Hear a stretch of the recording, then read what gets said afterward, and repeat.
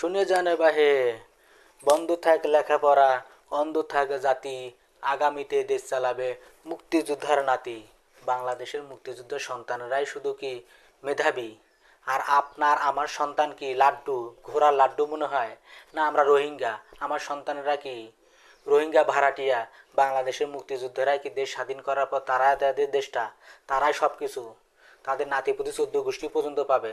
আর বাংলাদেশের সাধারণ জনগণের পেট থেকে কোনো মেধাবী কোনো শিক্ষার্থী বের হবে না। বাংলাদেশের শিক্ষা প্রতিষ্ঠান বন্ধ ঘোষণা করে মেধাশূন্য করা যে পায়তারা চলছে, এটা কি ঠিক? এটা কি স্বাধীন দেশের কোনো রাষ্ট্র পরিচালনা হতে পারে? অবশ্যই না। তাই আমার মতো অভিভাবক যে গেছে, আমি একজন অভিভাবক হয়ে আমার সন্তানকে আমি সামনের দিকে এগিয়ে দিয়েছি। তার অধিকার আদায়ের জন্য তাকেই সচেষ্ট হতে হবে, তাকেই লড়াই করতে হবে, তাকেই আন্দোলন করতে হবে। আপনি আপনি আপনার সন্তানকেও এগিয়ে দেন। বাংলাদেশের 30 লক্ষ শহীদের রক্তের প্রাণে আমাদের দেশের জন্ম, যেখানে আমরা স্বাধীনভাবে বসবাস করতেছি।